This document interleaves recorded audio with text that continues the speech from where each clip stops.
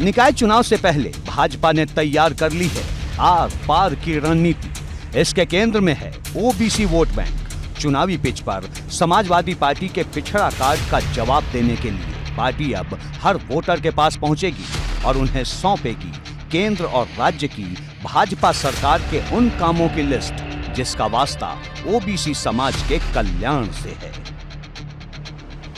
भाजपा का ये महाअभियान राष्ट्रीय स्तर का है। शुरुआत हरियाणा के मानेसर से होने वाली है तो यूपी में इसे हर गांव तक पहुंचाने के लिए बड़े स्तर की रणनीति तैयार है। 6 अप्रैल को भाजपा के स्थापना दिवस से 14 अप्रैल तक पूरे देश में ओबीसी वोटरों के बीच पैठ बढ़ाने के लिए महाअभियान शुरू किया जाएगा। 6 अप्रैल को पीएम मोदी खुद इस अभियान की शुरुआत करेंगे। इसका नारा होगा गांव-गांव चलो, घर-घर चलो।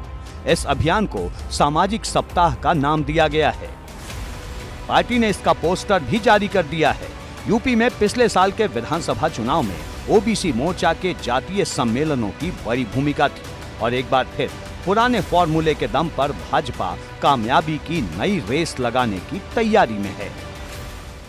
इस अभियान के निमित्त उत्तर प्रदेश में 15,000 गांवों को और 762 कुल नगर निगम, नगर पालिका परिषद और नगर पंचायतों को सम्मिलित करते हुए ओबीसी मोर्चा 6 अप्रैल से 14 अप्रैल के बीच इस अभियान को घर घर लेकर जाने वाला है। यूपी में अब भाजपा इसके जरिए किस तरह से ओबीसी वोट बैंक के ध्रुवीकरण की तरफ बढ़ेगी, इसके बारे में आपको बता देते हैं। 15,000 गांव में इस अभियान के जरिए पहुंच बनाई जाएगी। 11 अप्रैल को सावित्रीबाई फूले की जयंती है।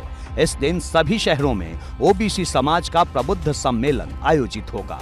इन सम्मेलनों को उप मुख्यमंत्री और सरकार के मंत्री संबोधित करेंगे। 14 अप्रैल को बाबा साहेब भीमराव अंबेडकर के जन्मदिन पर अभियान का समापन बड़े कार्यक्रमों के साथ होगा। अपनी कैबिनेट में 35 पिछड़े वर्गों के सांसदों को मंत्री बनाना देश की डेमोक्रेसी में बहुत बड़ी घटना है। यदि प्रतिशत में मैं आपके मत कहूं तो कॉन्स्टिट्यूशन हमें 27% रिजर्वेशन प्रोवाइड कराता है, लेकिन मोदी जी की कैबिनेट में पिछड़ों को 35% स्थान कैबिनेट में मिले हैं।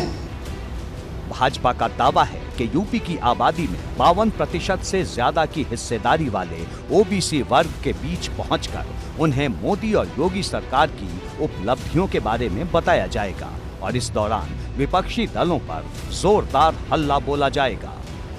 अपोजिट पार्टी के लोग आज कहीं ना कहीं हताशा में हैं, निराशा में हैं, इसलिए तरह तरह के आरोप लगा के कभी जाति जनगणना की बात करेंगे, कभी कोई और बात करेंगे। तो इन सारे षड्यंत्रों से हम पिछड़े वर्गों के लोगों को कम से कम समय समय पर जागरूक करते रहेंगे। इस नाते 6 अप्रैल से पूरे उत्तर प्रदेश में हमारा ये अभियान चलने वाला है। इससे पहले भाजपा के राष्ट्रीय अध्यक्ष बुधवार को पार्टी के ओबीसी सांसदों के साथ महामंथन कर चुके हैं, जिसमें भविष्य के तमाम चुनावों को लेकर ठोस रणनीति तय की गई। इसके केंद्र में है पिछड़ा वोट बैंक।